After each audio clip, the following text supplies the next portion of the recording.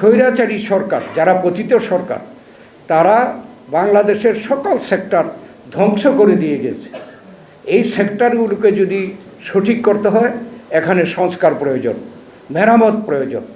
আমরা বলেছি যে আমরা এই সরকারকে সহযোগিতা করতে আমরা প্রস্তুত, কিন্তু এটা পরিষ্কার বলেছি যে এটা অনির্দিষ্টকালের জন্য হতে পারে না। এই সরকার হলো সাময়িক সরকার, এরা তো অনির্দিষ্টকালের জন্য থাকতে পারে না।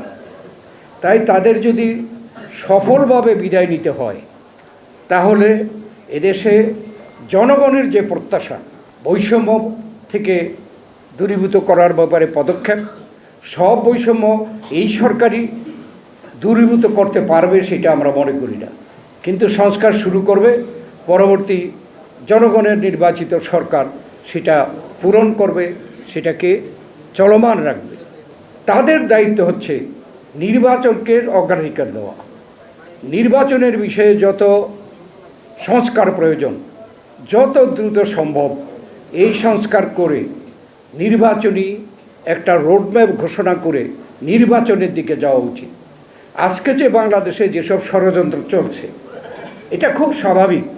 যারা পতিত তারা তো সর্বশেষ চেষ্টা করবে যে এই দেশে একটা বিশৃঙ্খলা সৃষ্টি করে তারা আবার পুনর্জীবিত হতে, কিন্তু এদেশের জনগণ তো আর এটা হতে দিবে না। এটা রায় দিয়ে দিয়েছে 5ই আগস্ট। অতএব এখন আমাদেরকে সকলে ঐক্যবদ্ধ থাকতে হবে। এখানে আমাদের মধ্যে বিভক্তি সৃষ্টি করার জন্য নানা ষড়যন্ত্র চলছে। যারা পতিত সরকার, তার প্রধান সে ভারতে পালিয়ে গিয়ে অন্যায়ভাবে ভারতে আছে এবং ভারত তাকে থাকতে অনুমতি দিচ্ছে। অতএব সে সেখান থেকে বাংলাদেশের মানুষকে উস্কানি দিচ্ছে। এটা দেওয়া স্বাভাবিক, তার মনোব্যথা, তাকে এই দেশ থেকে পালিয়ে যেতে হয়েছে, সে তো চেষ্টা করবে। কিন্তু আমরা তো সচেতন থাকতে হবে, আমরা সকলে ঐক্যবদ্ধভাবে এটাকে মোকাবেলা করতে হবে। আপনারা দেখছেন এই সরকারের সময় অনেক দাবি নিয়ে হঠাৎ করে কিছু লোক দাবি আদায়ের জন্য সংগ্রামে নামছে।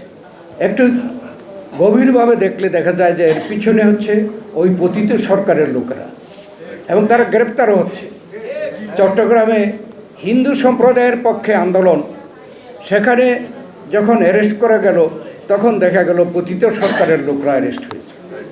অতএব তারা ষড়যন্ত্র করতে পারে, কিন্তু আমাদের তো দায়িত্ব হচ্ছে এদেশের ছাত্র জনতা গত 16 বছর যাবৎ আন্দোলন করে এই জুলাই আগস্ট মাসে চূড়ান্তভাবে গণ অভ্যুত্থান সৃষ্টি করে আজকে যে সরকারকে প্রতিষ্ঠিত করেছে, সেই সরকারের দায়িত্ব এই সকল ষড়যন্ত্রকে ধূলিসাৎ করে দিয়ে এদেশে এমন একটি নির্বাচন দেওয়া, যেই নির্বাচনে জনগণ তাদের নিজের ইচ্ছা মতো, পছন্দ মতো লোককে স্বাধীনভাবে ভোট দিতে পারবে, এবং তাদের নির্বাচিত সরকার এই বাংলাদেশকে ওই যে গণতন্ত্র, আমাদের মুক্তিযুদ্ধের যে চেতনা, গণতন্ত্র, স্বাধীনতা, সার্বভৌমত্ব, অর্থনৈতিক মুক্তি এবং দেশের শান্তি শৃঙ্খলা পুনরায় এদেশে প্রতিষ্ঠা করবে। এটাই হবে আমাদের প্রধান লক্ষ্য।